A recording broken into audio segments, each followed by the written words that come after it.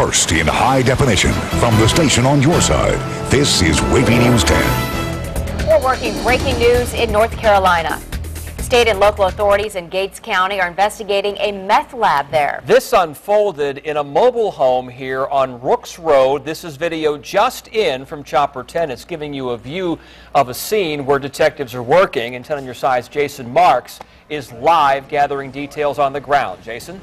Well, Tom, I can tell you detectives have been out here since 10 a.m. this morning when they made the raid on this home. They said they've been watching it for about 9 months now, really watching this mobile home right in front of us closely. They went in today, they found that meth lab. We're told it's a medium-sized meth lab. You can see over there on the ground some of the chemicals that have been brought out of the home, and they've been doing this all day long. Obviously, it's a very tedious process breaking up something like a meth lab. Obviously, the chemicals are very hazardous, so that's what they're doing right now. We do have the North Carolina State Bureau of Investigation here helping out to break this lab up. We do know 2 people are in custody, a man and a woman. They have been charged with making this meth lab. Interesting enough, Sheriff Webb here in Gates County tells me that this is the very first meth lab bust ever in Gates County. So something that they've never seen before, something that they're having to deal with now as we've had meth labs throughout the area pop up from time to time. We just got here. We're going to continue to gather more information. We'll have the latest for you coming up tonight on WAVY News 10. For now, that's the latest here in Gates County. Jason Marks, 10 on your side.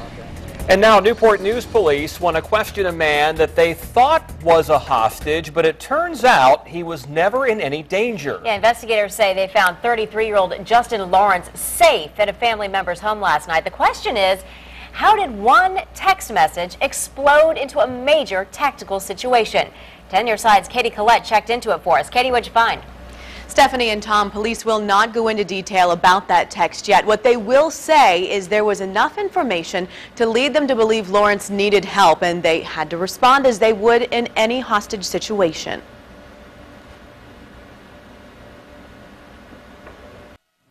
The anticlimactic ending to Tuesday's scary scene along Thimble Shoals Boulevard has many asking questions about this hostage situation that wasn't. Many questions revolve around that text message police say Justin Lawrence sent someone from his father's law office. That text sparked this massive police response. Today, we took your questions to Newport News Police. On our WAVY Facebook fan page, Melinda Colleen Rawls asked, what did the text actually say? Did the person receiving it take it out of context? Are you able to say anything about what was in the text? No, we're not releasing that information at this point. Does it seem like it may have just been misinterpreted? We're looking at that possibility. Geraldine Watkins wants to know, so are they going to bother about finding out who did the false report? Officer Holly McPherson says technically no report was ever filed in this case. Say I came to the police department and said that I was assaulted by so-and-so, and I filed a report with the police, and it came out that it was untrue, then of course I could be charged with a false report. But at this point, there was no actual report made. McPherson says police found Lawrence at a family member's home hours after police cleared the scene. She says it's unclear right now if the 33-year-old knew police were looking for him. So what's next for the investigation? At this point, our detectives will be speaking to him. We still need to find out exactly what occurred. We still are asking questions ourselves. Officer McPherson says right now no one faces any charges. As a matter of fact, right now police are just trying to figure out what crime, if any, occurred. Katie Collette, 10 on your side. 10 on your side also spoke with police about the impact this false hostage situation had on the department and the community, both mentally and financially. Hear their response at 6.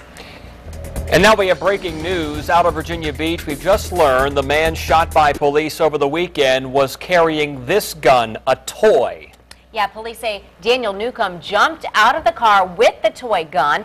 They say Newcomb robbed a tropical smoothie on Great Neck Road Saturday. Officers chased Newcomb across the city till he crashed into a car on Witch Duck Road near Virginia Beach Boulevard. Police say Newcomb ran into a parking lot where he pointed the gun at them. Officers shot and killed Newcomb. He was involved in another officer-involved shooting in Norfolk in 2009. Norfolk police say an officer shot Newcomb when he refused to drop a gun then. They say that gun was also a toy. All 3 officers who were involved in the shooting are on administrative leave, which is standard procedure, while the investigation continues. And someone shot a man in his own home. Detectives in Newport News say 3 men knocked on the door at an apartment on North Chalice Court. That's when a woman answered and then forced their way inside and held everyone at gunpoint. After shooting the man, the suspects ran off. Officers caught up with the getaway car, and after a pursuit, they did arrest one of the suspects.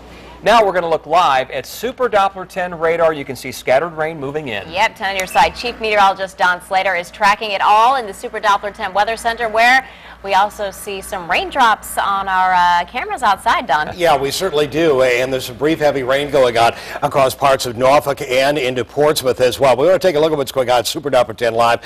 Here it is, rainfall. You can see that rainfall. Again, that is likely to continue very, very slowly northward. Now, we'll move in and show you that the bulk of the action is, and we showed it to you a few minutes before, that the bulk of the action is over the south side. It's mainly over Portsmouth, and you can see it over Edgefield, Armistead, Forest, Silverwood, Port Norfolk, a little bit into Kent to downtown Norfolk, downtown Portsmouth as well. But the bulk of the action, 14 lightning strikes on the screen, basically into Portsmouth. And again, you can see this moving very, very slowly northward, so very heavy rain going on there. Acredale to Lansdowne, you're getting some rain as well, not so much in terms of lightning. And again, this is hardly moving either. A little bit farther southward into Chesapeake, seeing some rainfall. Widen the picture out for the south side. Peninsula, not much. We are seeing a little bit toward the Williamsburg area and on up into Gloucester County. And widen the picture out north of Ohoski, we're seeing a spot of rain as well. So again, most of us not seeing that much rain, but we got that one area, or really over the south side. That's our area in terms of seeing heavy rain, especially over Portsmouth right now. We'll update Super Doppler 10 Live for you. Have our forecast coming up in just a few minutes. Well, if you noticed a handful of protesters on St. Paul's Boulevard in Norfolk today, here's why. A parent with a special needs child says the school system is not doing enough to educate her son and others. Then on your side, Melanie Woodrow spoke with her outside the Central Administration Building. Melanie.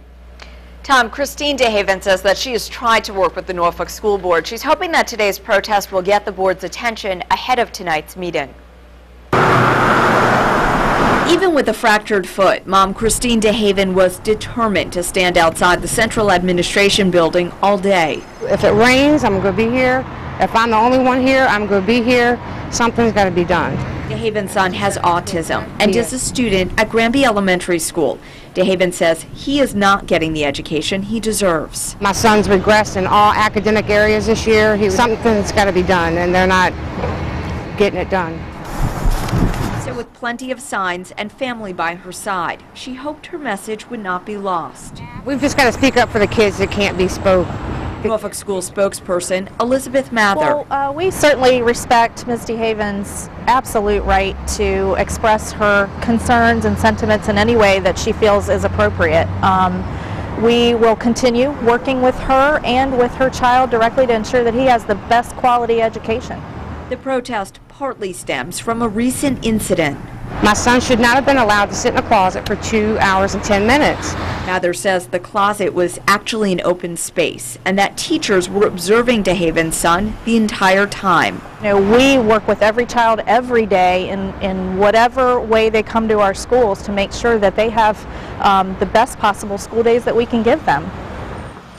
While DeHaven is disappointed with the autism program at Granby Elementary School, there is another parent whose son is also in that program, and she plans to speak tonight praising it. Her name is Marilyn Crandall, and she shared her comments with us. She says about her son, quote, "I know he's going to achieve greatness in his life. It's because of all the teachers that have and will come into his life and help him overcome his obstacles. I can't thank you all enough, and thank you for the wonderful program." Tonight's Norfolk School Board meeting is open to the public. Melanie Woodrow, 10 on your side. Williamsburg, James City County Schools are cutting 51 jobs. It's part of the $111 million budget the school board approved last night. 16 teachers, 20 teacher assistants, and 15 supporting positions will be eliminated. A school spokesperson says none of the job cuts are at the elementary level. A popular fast food chain is set to buy land from the city of Norfolk. We'll tell you why the proposed sale is causing controversy. And sweet news about a popular fruit in Hampton Roads, how farmers and how you can benefit. And hundreds of homes are damaged after a large earthquake rattled Mexico. We'll show you what it was like to be inside a building when it hit. Police have surrounded a building in southern France tonight where a suspected killer is holed up. This standoff began early this morning. Police say 24-year-old Mohammed Mera is hiding out. They say he shot 7 people in the name of Al-Qaeda. Investigators say that Mera admitted that he killed 3 French soldiers and several children at a Jewish school. He claims the killings were in protest to Western intervention in Afghanistan and to avenge the deaths of Palestinian children. Well, we have video of the moment an earthquake hit Mexico. This is what it looked like yesterday inside an office building in Mexico City. Now, the man who shot this footage says the shaking lasted less than a minute. That 7.4 magnitude quake damaged 800 homes near the epicenter in southern Mexico. We were on the 20th floor and everything started shaking and the windows were shaking and I sat on the floor and it was very scary. Hundreds of people are still without power. No deaths have been reported. They have reported several aftershocks. Denver's traded Tim Tebow. You probably knew it was coming after the Broncos signed Peyton Manning, but where is he going? You'll find out next. And a sweet surprise for local farmers and maybe for you next.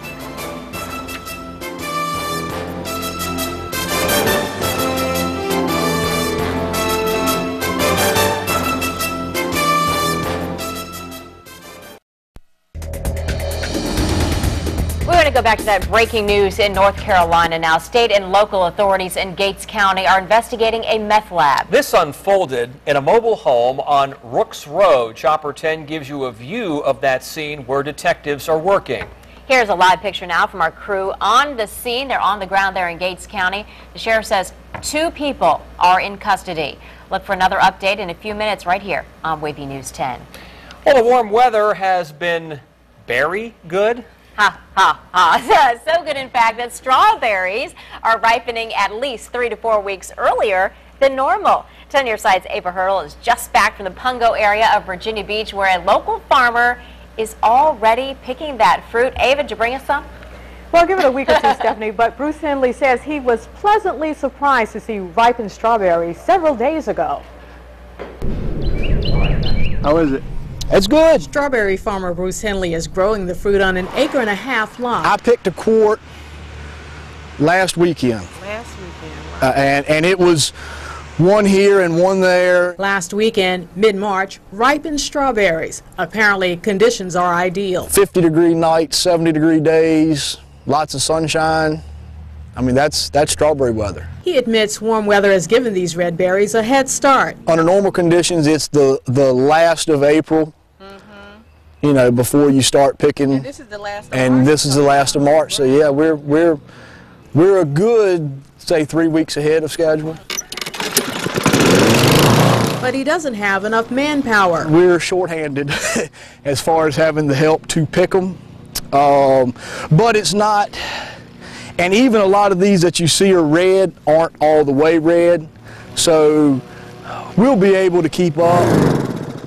Henley expects those berries to ripen within a couple of days. We have to get them off the plants so they don't rot, and you know, naturally we want to sell them.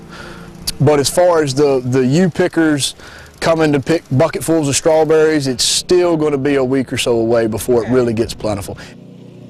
Now, barring heavy rain, a hailstorm, or frost, Henley admits cooperation from Mother Nature is crucial for this crop in the days ahead. I'm Ava Hurdle, 10 on your side. Ava, I'm thinking fresh strawberries for Easter brunch. Thanks. Virginia Beach is the largest strawberry producing area in the state. The city's agriculture department says the value of the crop is between $750,000 to $1 million a year. All right, let's talk about football now for a few minutes because fans will be Tebowing on Broadway. Quarterback Tim Tebow, he's now a New York Jet. This move comes a day after the Denver Broncos signed a deal with quarterback Peyton Manning. Tebow is expected to complement Jet starter Mark Sanchez, who just received a $40 million contract extension earlier this month. And the head coach of the New Orleans Saints has sinned in the eyes of the NFL commissioner. Sean Payton's been suspended for the season without pay. Saints general manager Mickey Loomis was suspended for the first 8 games, and Commissioner Roger Goodell also banned defensive coordinator Greg Williams indefinitely. This move follows the discovery of the team's bounty program. The Saints will also pay a $500,000 fine and give up second-round draft picks through 2013. VCU's men's basketball coach is not going anywhere. Our affiliate in Richmond is reporting that Shaka Smart turned down a coaching position at the University of Illinois. You may recall VCU lost to Indiana this past weekend in the NCAA tournament. Last year, the Rams went all the way to the Final Four. We have more on these stories on the Sports Wrap with Sports Director Bruce Rader at 6. Now, in high definition, your Super for 10 forecast with Chief Meteorologist Don Slater. We had some rumbles of thunder and certainly some heavy rain on the south side especially. We want to show you what's going on right now on Super 10 Live, and we'll move in and show you what's going on. We've got no warnings in effect for our area whatsoever. However, lightning is always dangerous, and of course when we do see that heavy rain falling right at drive time, we end up with some problems with that, most certainly. Now here's what's going on. Again, as we move on in for a closer view, you can see this rainfall. It's hardly moving at all, if any direction, basically north or northeastward, and we'll move around a little bit, show you what's going on with the strongest one, not moving much at all over Portsmouth, another area over Virginia Beach, but we'll begin with the strongest one right on into here, and you can see it's over Armistead Forest, Silverwood, Edgefield. Now we're watching this one carefully because again, this could produce some flooding rains in some low-lying areas, certainly some street flooding. 8 lightning strikes out of this one in the past 5 minutes. Otherwise, right now, it's not looking severe. In other words, a lot of wind out of it, strong enough to do damage. We could also see just some real pea-sized hail out of that, so we'll want to watch that one. But it's starting to get a little shape, so we want to watch that one carefully. This one has been adding a little bit more lightning here between Mears Corner and Lansdowne, on southward toward Hutchins, east of Hutchins, North Landing. Dawley Corners, we're getting some rain there too, but again, the heaviest rain right through here. And this little pocket over Deep Creek has been sitting there for a while too, over Gilmerton, Yadkin as well, with some heavy rain. Now widen the picture back out. You can see the bulk of the action is over the south side. We did have some action over Williamsburg and the northern edge of Williamsburg toward Lightfoot, but that's basically falling apart pretty nicely right now. And we'll widen the picture out even further and show you what's going on in the broader view. A couple of showers over the Ohoski area, but nothing big going on there. Now, we take it at what's going on, and we're going to go to the computer now and have a look at what's going on the what's a special satellite picture, show you what's going on. Scattered rainfall is very likely over the next 24 hours, but then after that, it'll settle down, and then we're going to see widespread rain as this starts to move on eastward. Here's where things are midnight tonight. We can see a stray shower, a thunderstorm coming up during the day for tomorrow. There's where it is, but you'll note all of this starts drawing closer by Friday. The upper level low is right into here, and that upper level low will move on eastward, and we're going to end up with a good chance of rain for Saturday and Sunday. Our weekend is not looking real good right now. Now, right now, again, just that rainfall over the south side, the showers and thunderstorms. The lightning is always dangerous. Again, keep the kids inside. Here's where things are at 9 o'clock. Things settle on down. 2 o'clock in the morning. Take it through the overnight hours. Rest of the overnight hours. Could see a stray shower, thunderstorm to the north starting the day, but then that tends to fall apart. And much less of a chance of rain coming up for tomorrow. Chances are you won't need an umbrella tomorrow, but will look a lot like rain. Midnight hour coming up tomorrow night, and then we move into Friday. Friday, northerly wind, northeasterly, and then finally by the end of the day, sunshine and cloud cover. Here's what's out there right now. Again, cloudy skies, and we are looking at temperatures where we have had some rain cool on down a bit. High today, 77 degrees. There's Hampton with 64, 75 in Chesapeake and Suffolk. And again, with this slow-moving rain, we could see again some street flooding, so do watch out for that, and always watch out for lightning. Again, things will lighten up a little bit tomorrow, and especially Friday. Good chance of rain for the weekend. Okay, we're following breaking news. I just reported a short time ago Tim Tebow was supposed to be traded going to the New York Jets, but apparently there has been a snag in the deal. We are still gathering information right now. Look for more on the Sports Wrap coming up at 6 o'clock. But again, a snag in the Tim Tebow trade from the Broncos to the New York Jets. We'll continue to keep you posted. It's a sign of the times and a new way to help with the hiring process. We'll tell you about the growing trend in the working world involving social media It's a question that you probably wouldn't expect in an interview. And a 4-year-old Virginia boy claims he was sexually assaulted at daycare. Wait till you hear who he accused of the crime.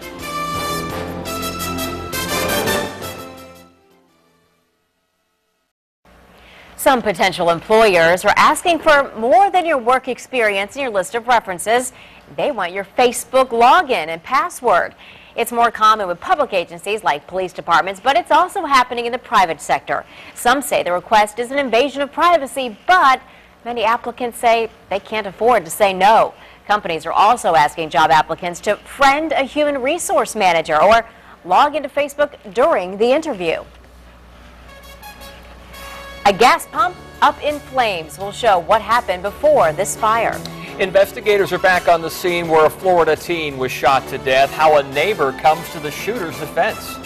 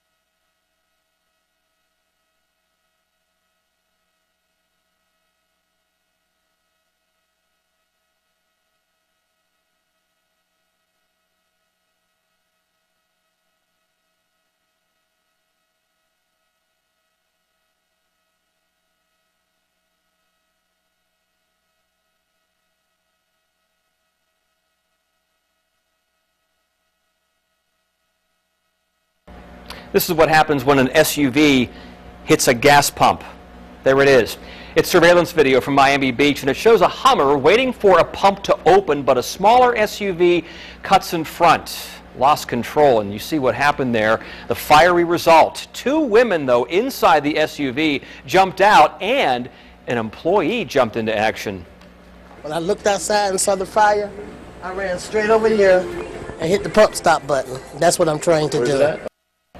Good thing no one was hurt. Police did not charge the driver who caused the fire. A new fast food restaurant could head to Norfolk, but not everyone is happy about it.